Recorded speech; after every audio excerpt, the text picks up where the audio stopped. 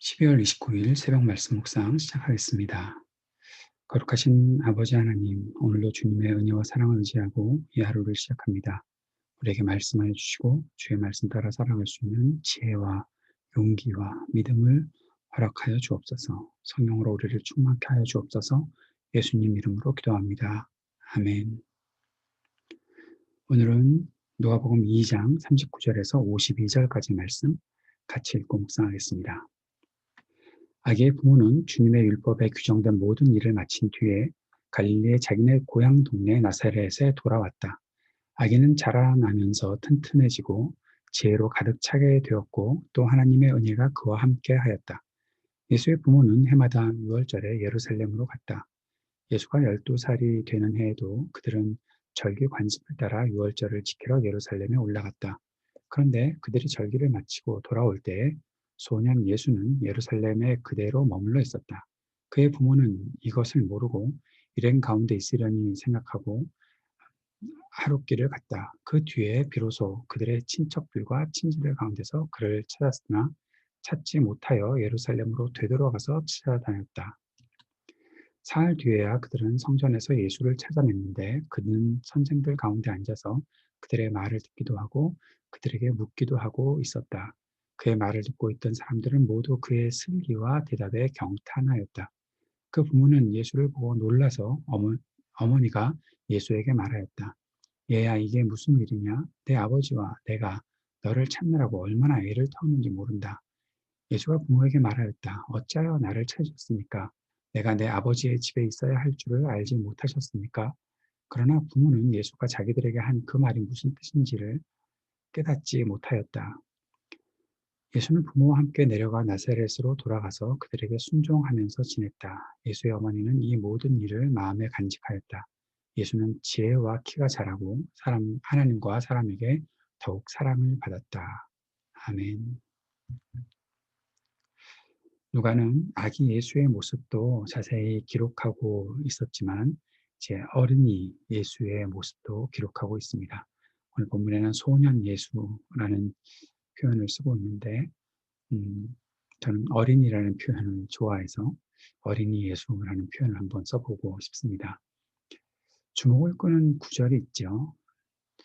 40절에 아기는 자라나면서 튼튼해지고 지혜로 가득 차게 되었고 또 하나님의 은혜가 그와 함께 하였다.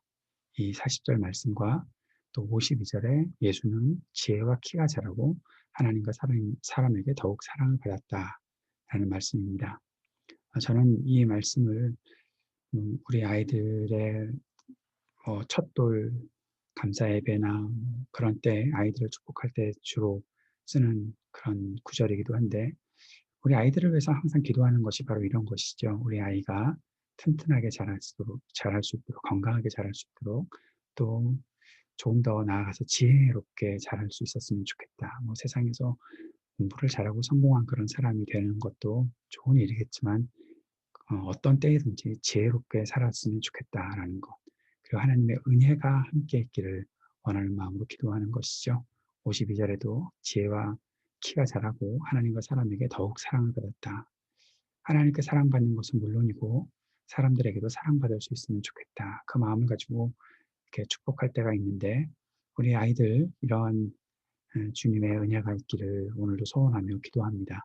그러면서 생각해 보니까 우리 예수님도 어린 시절에 이렇게 사랑으로 살아가고 계셨구나. 우리 자녀들과 같은 모습으로 예수님께서 자라고 계셨구나라는 사실을 보게 되는 것이죠. 그런데 12살 때 예수님께서 12살 때 어린이 시절에 한 사건이 벌어집니다. 요셉과 마리아가 절기를 지키기 위해 예루살렘으로 갔다가 돌아오는 길에 예수님을 놓쳤습니다. 그런데 재밌는 것은 옆 일행 가운데 있으려니 요셉과 마리아만이 아니라 같이 다니는 사람들이 있었다는 것도 볼 수가 있겠죠. 근데 일행 가운데 있으려니 하고 하룻길을 갔다. 와, 자기 아이가 어디에 갔는지 모르면서 하룻길을 간다. 아마 예수님의 동생들도 태어나지 않았을까 싶습니다. 걔네들 챙기느라 예수님을 챙기는 것은 12살이나 된 아이가 알아서 잘 오겠지 그렇게 생각할 수도 있겠지요. 그런데 누가는 예수님께서 예루살렘에 그대로 머물러 있었다라고 말하고 있습니다. 머물러 있었다. 어머니 아버지를 놓쳐서 길을 잃은 것이 아니라 그대로 머물러 있었다. 왜 그랬는지는 뒤에 나오게 되는 거죠. 어, 사흘 뒤에 예수님을 성전에서 찾았다. 자기들이 있는 곳에 찾다가 다시 안 돼서 예루살렘으로 가서 찾았는데 사흘 뒤에 찾았다. 예수님은 선생들 가운데서 그들의 말을 듣기도 하고 또 그들에게 묻기도 하고 하면서 뭔가 토론하고 있었던 사람들이 그의 예수님의 그 지혜, 슬기죠. 슬기와 대답에 경탄하는 그런 모습들이 나타나 있는 것을 보게 됩니다. 탐 라이트는 이 본문을 설명하면서 누가복음 전체적인 구조를 여러분들이 혹시 알고 계신지 모르겠는데 초반에 예수님을 잃어버렸던 이 장면이 나오고 후반에 가서 엠마오로 가는 두 제자가 예수님이 십자가에 죽으시고 난 뒤에 부활하셨다는 소식을 들었는데 그때 그들이 생각했던 것은 예수님의 시체를 잃어버렸다라는 생각이었죠. 예수님을 잃어버렸다. 자기들이 늘 함께 있었던 예수님을 자신들이 잃었다라고 생각했던 그 모습. 지금 누가복음 초반부에도 예수님을 잃어버린 부모의 모습이 있고 누가복음 후반부에도 또 두 사람이 예수님을 잃어버렸다라고 생각하는 모습들이 나타나 있는 것을 보게 됩니다. 사실은 잃어버린 것이 아니죠. 예수님께서는 계셔야 할 곳에 계시는 분이시죠. 그래서 탐라이트는 이 본문을 잃어버렸다고 생각한 예수를 다시 찾은 사건이라는 제목을 붙여서 설명하면 어떨까 그런 얘기를 하는데 무척 신선하고 도전이 되는 그러한 내용 같습니다. 잃어버렸다고 생각한 예수를 찾기 어렵다고 생각하는 사람들을 위해 쓰인 것이 누가의 이 복음서다라는 것. 우리가 생각해 볼 만한 그런 새로운 관점이 아닐까 싶습니다. 요셉과 마리아는 사흘 뒤에야 성전에서 예수를 찾았죠.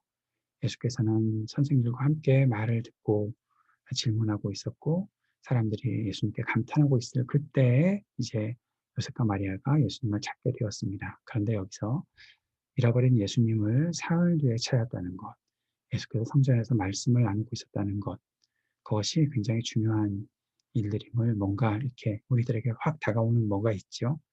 그런 것들을 보게 된다는 것입니다. 부모가 걱정할 수밖에 없었지만 예수께서는 자신이 있어야 할 곳에 있었다. 나는 아버지의 집에 있었다. 라고 대답하시는 것을 보면서 예수님께서 이루시는 구원의 일이 어떤 것인지 우리가 살짝 엿볼 수 있지 않을까 싶습니다.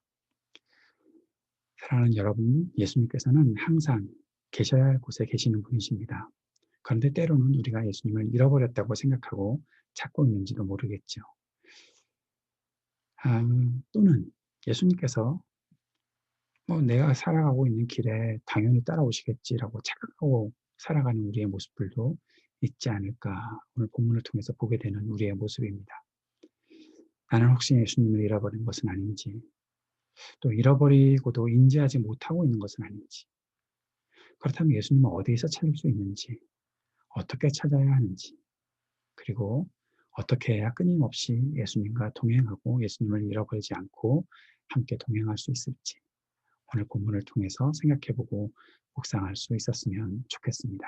항상 주님과 동행하는 우리가 되게 해주십시오. 주님의 이 말씀 하나하나를 우리가 잘 새겨들을 수 있는 하나님의 백성들, 하나님의 자녀들 될 수 있도록 인도해 주옵소서. 주님 앞에 기도하는 이 아침이 되었으면 좋겠습니다. 오늘도 이 땅을 위해 중보해 주시고 우리 교회 교우들 또 자녀들 청년들을 위해 기도해 주시고 IT 동료 선교사님을 위해서 간구해 주시고 우리 교회와 또 우리 조국과 미국을 위해 함께 기도하는 이 아침 되었으면 좋겠습니다. 같이 기도하겠습니다. 항상 있어야 할 곳에 계시는 주님, 우리가 주님을 놓치지 않고 우리도 있어야 하는 자리에 있게 하시고 주님을 바라보며 주님을 따라가는 우리의 삶이 되도록 인도하여 주옵소서. 예수님 이름으로 기도드립니다. 아멘.